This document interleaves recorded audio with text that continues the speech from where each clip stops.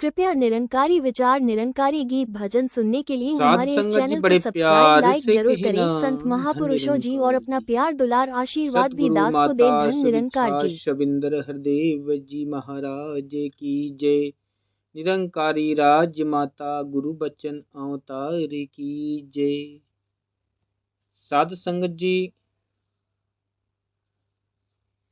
आज जानते हैं कि भगवान नजदीक है तो दिखाई क्यों नहीं देता, भगवान कहाँ है। इन सभी बातों पर आज का विषय रहेगा। तो कुछ कहानी से, कुछ कविता से, कुछ सदगुरु के वचनों से आज जानते हैं कि क्या असली राज है इसका। साध संगत जी, सबसे पहले अगर बताएं दास, तो दास के मन भी ऐसे ही पहले प्रश्न करता था कि भगवान है, ये तो मानता था पर जानता नहीं था कि ये दिखाई भी देता है।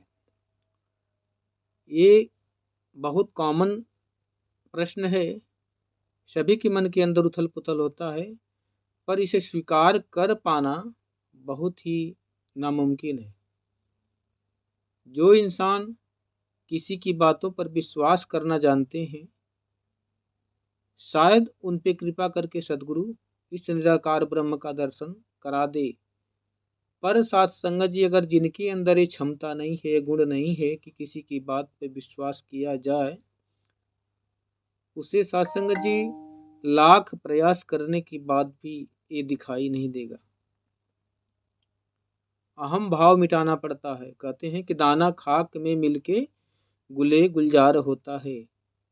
हमें अपनी चतुराई, अपना ज्ञान, अपनी जानकारी को मिटाना पड़ता है।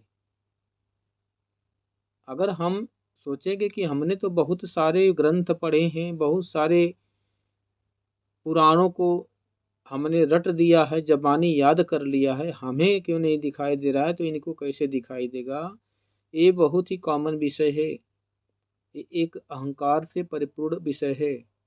जब तक अहंकार शून्य नहीं होता, हमारा अपना अहंकार जब तक शून्य नहीं होता, समर्पण नहीं होता, तब तक इस परमपिता परमात्मा का दीदार संभव कदापि नहीं है, चाहे कोई लाख दिखाने की कोशिश कर ले। इसलिए सबसे पहले अपने आप को हमें सतगुरु के चरणों में समर्पण करना है। साथ संगत जी, जब हम अपने ज्ञान को, अपनी चतुराई को, अपने विवेक को सतगुरु के चरणों में समर्पण करते हैं, तब सतगुरु विस्तार से इसकी जानकारी देना, इसका परिचय कराना, इसका दीदार कराना शुरू करता है। धीरे धीरे जैसे जैसे जानकारी होती जाती है, हम इसके पर्दा से रूबरू होते जाते हैं। जो पर्दा अज्ञान का लगा है, अबोध का लगा है, अहंकार का पर्दा लगा है, ये पर्दा धीरे धीरे धीरे धीरे हटता रहता है। और ये परमात्मा, जैसे सूर्य जब सुबह के उदय होने को होता है तो सुबेरा पहल फटता है, हल्का हल्का सा रोशनी दिखने लगता है, धीरे धीरे रोशनी बढ़ जाता है। ऐसे ही परमात्मा का जो दीदार है, ये 9 प्रकार के पर्दे से ढका हुआ है। इसी 9 प्रकार की जो पर्दा है, 9 प्रकार की जो सृष्टि है, हम इसी सृष्टि के अंदर ही अपना सब कुछ कार्य करते हैं। इसी सृष्टि को भगवान मान बैठते हैं, इसी सृष्टि को किसी देवी देवता का नाम दे देते हैं, जबकि ये सृष्टि परमात्मा ने इस जीव के लिए आसानी से रह सके, अपना जीवन बिता सके, इसके लिए सृष्टि का निर्माण किया। पहले जब परमात्मा को किसी रूप में इस जीव को भेजना था धरती पर, तो सबसे पहले इसने धरती बनाया, अग्नि बनाया, जल बनाया, हवा बनाया, ताकि इसको किसी चीज़ की कमी ना हो पाए। ये आराम से इन सुविधाओं का लाभ उठाकर जीवित रह सके, चल सके, बोल सके, देख सके। लेकिन साथ संगत जी इसी साधन को हम भगवान मान बैठे हैं। ये बहुत बड़ा गहरा विषय है कि इसी साधन को हम भगवान मान बैठे हैं। इसीलिए भगवान को पहुँचने तक, भगवान के तह तक पहुँचने तक का हमें समय नहीं मिलता। हम इसी में लिपटे हुए हैं। जब तक ये स्थान को अपने हृदय से बाहर नहीं करेंगे तब तक सत्संग जी ये परमात्मा जो असली सत्य है, सनातन है, अनादि है, अनंत है, विराट है, अगोचर है, अथाह है, असीम है, अनंत है, ये दिखाई नहीं देगा। जब संसार नहीं रहेगा तब भी ये ऐसा ही रहेगा, कम नहीं होगा। ये सूरज, चांद, सितारे, धरती, अग्नि, जलवायु जब खत्म हो जाएंगे, अगर कभी विनाश हो जाएंगे, तो ये परमात्मा विनाश नहीं होता। ये किसी काल के बस में नहीं है। ये शस्त्र से कटता नहीं। भगवान श्री कृष्ण ने बताया कि ये शस्त्र से कटता नहीं। अपने को नहीं बताया उन्होंने, शरीर को नहीं बताया। शरीर सभी की आती और जाती है, शरीर का आयु होता है।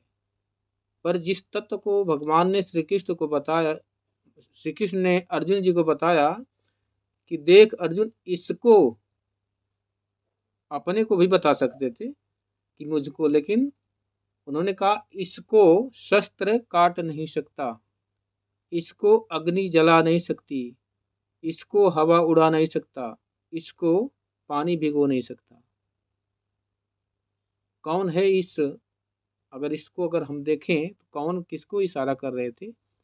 जो परमात्मा कण कण में व्याप्त है उसी को इशारा कर रहे थे भगवान श्री कृष्ण।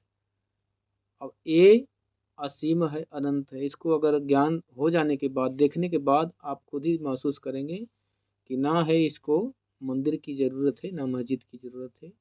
ये इतना विशाल है कि पूरा संसार जितना ब्रह्मांड है, इसमें कोटि कोटि ब्रह्मांड समाये हुए हैं।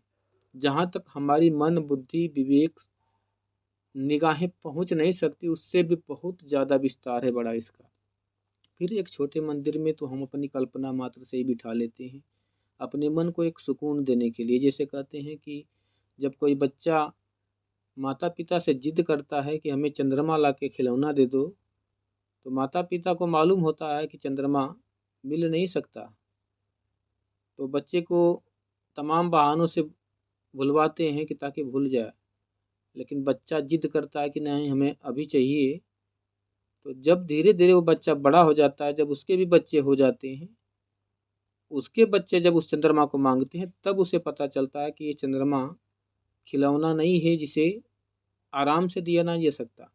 इसी प्रकार सत्संग जी, ये परमात्मा इतना सहज नहीं है। कहा गया है कि जप तप से ना जाना जाए, कर्म धर्म से कोसों दूर, कहीं अवतार मिले जब सतगुरु, तब ईश्वर का देखे नूर। बिना सतगुरु के इसको पाना असंभव है। कहानी के माध्यम से थोड़ा सा समझ लेते हैं कि किसी गांव में एक गरीब किसान रहता था। रोज सत्संग जी वो मंदिर में पूजा करता था, जब तप व्रत उपवास बहुत सारा करता था, और भगवान से विनती प्रार्थना करता था कि आप मुझे खुश हो के एकदम दर्शन जरूर दोगे। कई साल बीत गए, बीमार भी पड़ गया। धीरे धीरे उसकी जो विश्वास था वो घटता गया कि अब लगता है भगवान हमें दर्शन नहीं देंगे। वो उदास हो गया, बिल्कुल असहाय हो गया। फिर एक दिन ऐसे ही रास्ते में उदास मन से जा रहा था, तो रास्ते में एक संत मिलते हैं। बोलते हैं भाई आज बहुत उदास हो, क्या बात है? कहते हैं कि मैं भगवान को ढूंढ रहा हूँ लेकिन मिल नहीं रहे हैं। मैंने बहुत प्रयास किया लेकिन मिले नहीं। और संत कहते हैं कहाँ कहाँ आपने ढूंढा? बोलते हैं मैं तो मंदिर में भी ढूंढा, तीर्थ में ढूंढा, व्रत में ढूंढा, पूजा पाठ में ढूंढा, लेकिन कहीं भी इसके दर्शन नहीं हुए। थक गया हूँ, अब मन नहीं करता।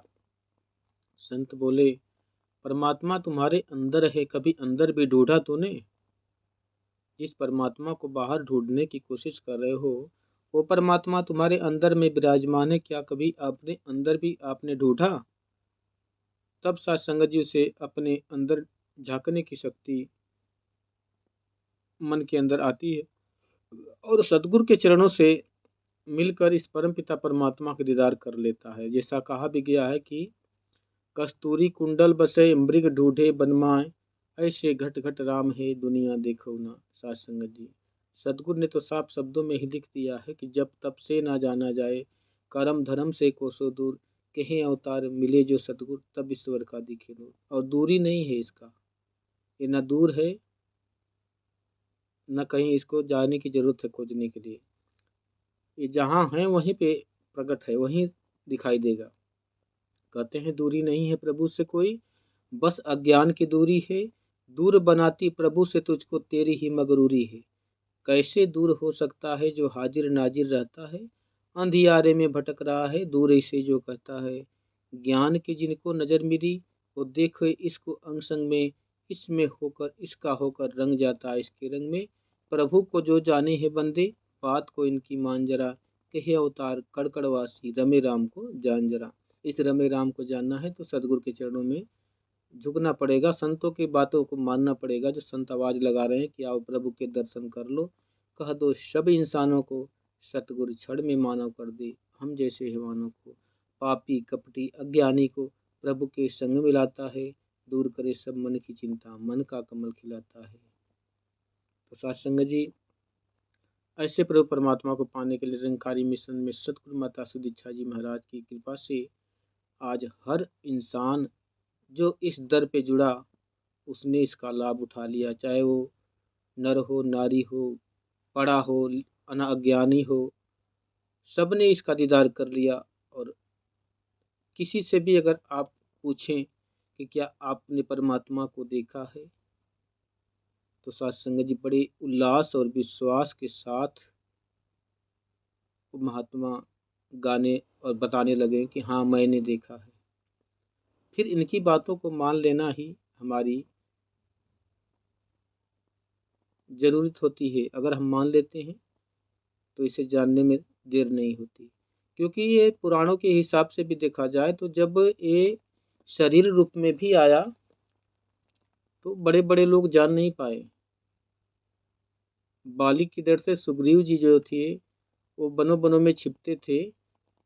जब इनके सामने ये शरीर रूप में प्रकट हुआ राम रूप में, तो बाली को विश्वास नहीं होता।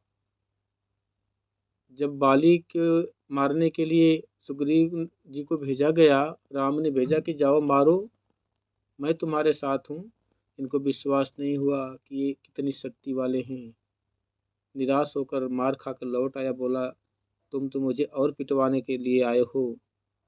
फिर सत्संग जी जब ये अपना राज दिखाता है, अपना रास्ता बताता है, तब समझ में आता है। जब इसने अपना इशारा दिया, सत्संग जी उसी बाली की शक्ति जो दुगना हो जाती थी, वही शक्ति बिल्कुल कमज़ोर पड़ गई।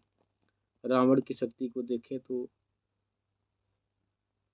जब कुंभकर्ण की बात करें, कितने विशाल विशाल थे सभी लोग, लेकिन कितनी आसानी से उनके भाई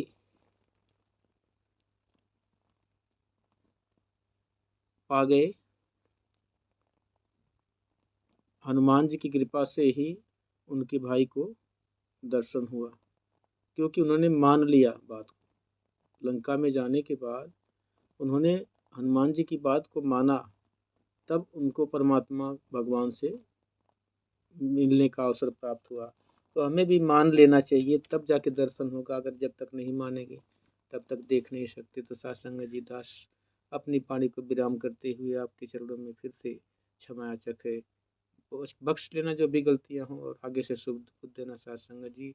और इस वीडियो को ज़्यादा से ज़्यादा प्यार दुलार देना और आशीर्वाद ढेर सारा अपना देना। प्यार से कहना धन निरंकार जी।